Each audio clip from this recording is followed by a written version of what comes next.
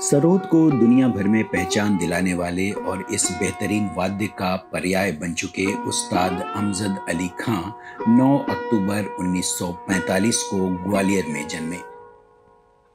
संगीत विरासत में मिला। वालिद उस्ताद हाफिज अली खान ग्वालियर के राजघराने के प्रतिष्ठित संगीतज्ञ थे। ग्वालियर के सेनिया बंगश घराने की छठी पीढ़ी को आगे बढ़ाने वाले उस्ताद अमजद अली खान ने 12 साल की उम्र में अपना पहला सार्वजनिक सरोद वादन पेश किया, जिसे सुनकर बड़े बड़े संगीतज्ञ दंग रह गए। इस नन्ही सी उम्र में ही सरोद के तारों पर उनकी उंगलियां अपना जादू बिखेरने लगी और उनकी लयकारी और तंत्रकारी सुनकर लोग हैरत में पड़ जाते थे। उनके पिता हाफिज अली खान ने ईरान के परंपरागत लोक वाद्य रबाब को ही भारतीय शास्त्रीय वाद्य सरोद के तौर पर विकसित और स्थापित किया। पिता ही उनके गुरु भी थे और पिता के लिए सबसे प्यारे और होनहार शिष्य अमजद ही थे।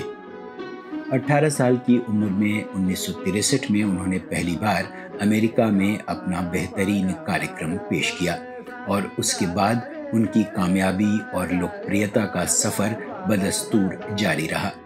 पुरस्कारों और सम्मानों की लंबी फेहरिस्त है।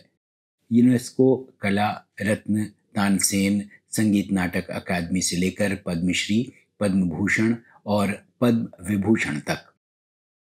अब उनके दोनों बेटे अमान और अयान बंगश घराने की 7वीं पीढ़ी के तौर पर सरोद के संगीतमय सफर को आगे बढ़ा रहे हैं।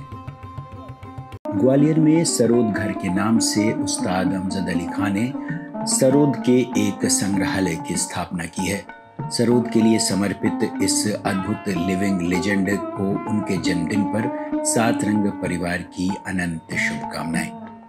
इस मौके पर हम आपके लिए लेकर आए हैं खास पेशकश, हम होंगे कामयाब। उस्ताद अमजद अली खान नई पीढ़ी को कैसे सरोद की बारीकियां और इसका सफरनामा समझा रहे हैं, इसे सुनना और देखना एक बेहतरीन अनुभव है। इसके लिए हम centre for cultural resources and training यानी CCRT के आभारी हैं। उनकी यह फिल्म शास्त्रीय संगीत के प्रचार प्रसार के लिए एक जरूरी फिल्म है।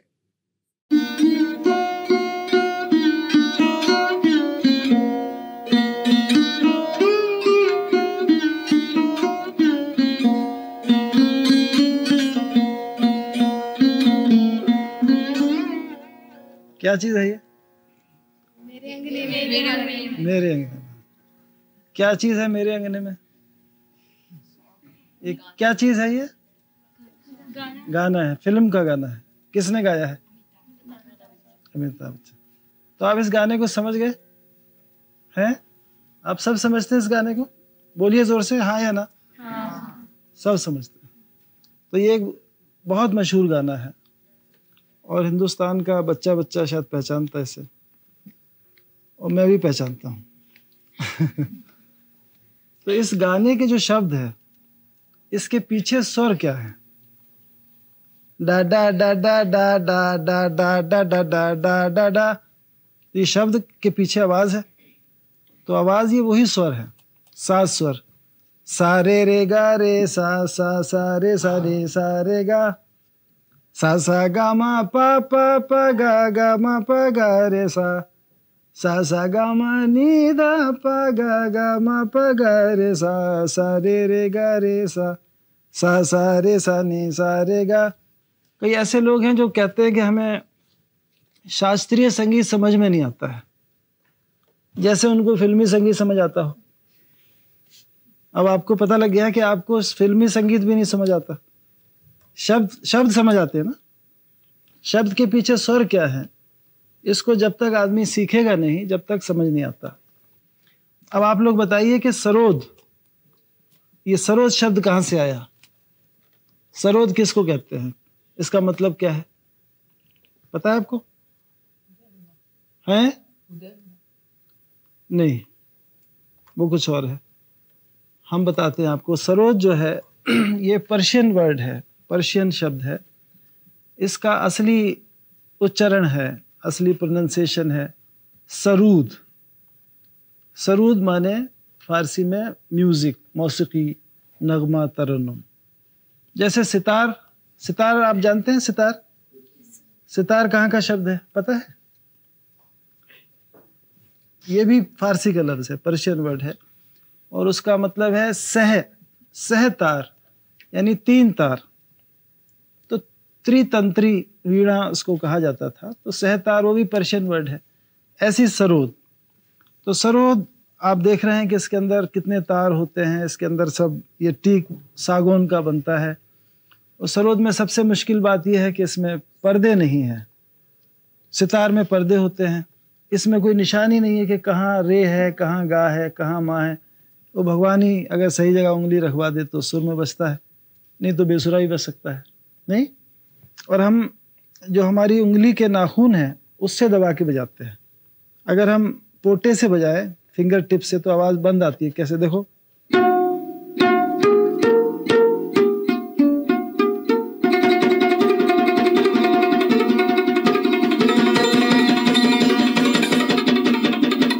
ऐसे आवाज़ आती है।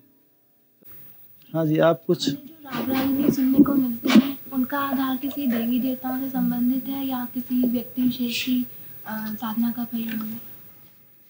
ऐसा है कि हमारे जो शास्त्रीय संगीत है 7 स्वर हैं और सब मिलाकर 12 सुर हैं। तो 12 सुरों में शास्त्र में बहुत सारे राग बनाए गए हैं, कर्नाटक पद्धति से भी, साउथ इंडियन पद्धति से भी, नॉर्थ इंडियन पद्धति से भी।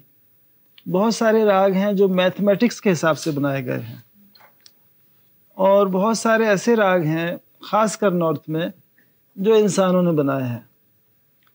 तो हमने हमारे घराने में, हमारे ख़ानदान में, ख़ासकर मैंने इस बात का रिसर्च करा है और इसका पता लगाया है कि हमारे रागों में कौन कौन से ऐसे राग हैं जो इंसानों ने बनाए हैं और कौन कौन से ऐसे राग हैं जो मैथमेटिक्स के हिसाब से बने हैं, यानी 2 + 2 4। तो एक ऐसा सिस्टम है जो मैथमेटिक्स के ज़रिए परमुटेशन, कम्बिनेशन, अलग अलग लाइनें बनती हैं। जैसे 4 सुर ले लिए, सारे गामा। अब मैथमेटिक्स के हिसाब से इसका कोशिश करी कि भाई इसमें कितनी अलग अलग बात पैदा हो सकती है। सारे गामा, रे सा गामा, सागा रेमा, गा सा रेमा, रेगा सामा, गा सा रेमा।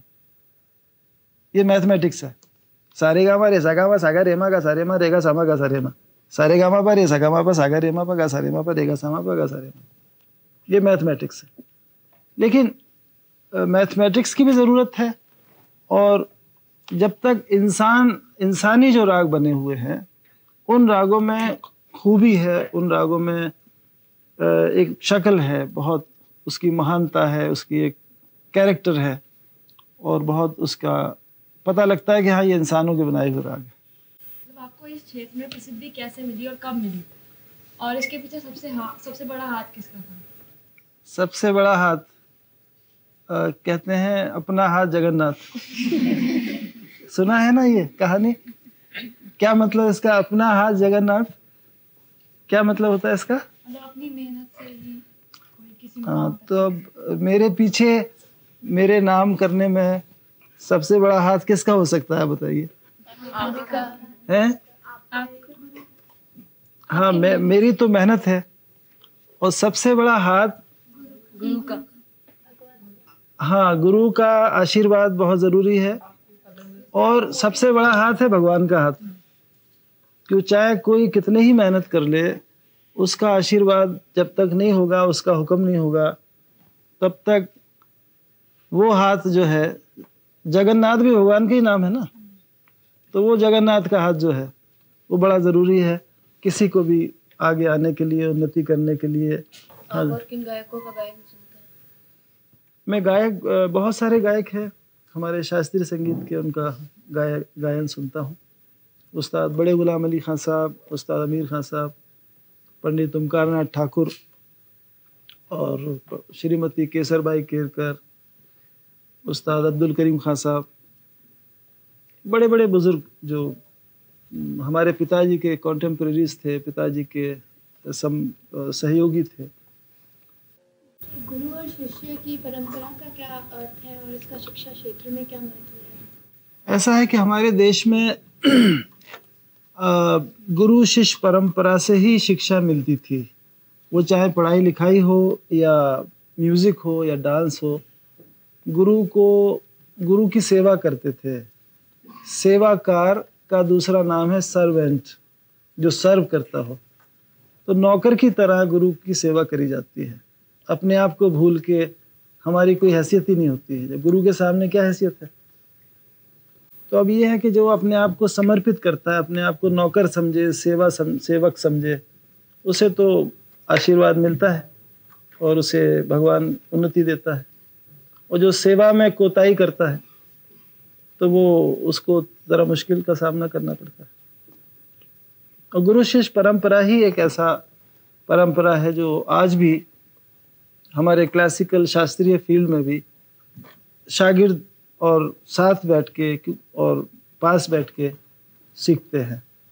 और हमारे यहाँ ये लिख कर पढ़ते नहीं म्यूज़िक। जैसे विलायत के देशों में लोग पढ़ते हैं म्यूज़िक को, हम लोग म्यूज़िक को याद करते हैं, उसको समझते हैं और फिर अपने दिमाग से पेश करते हैं।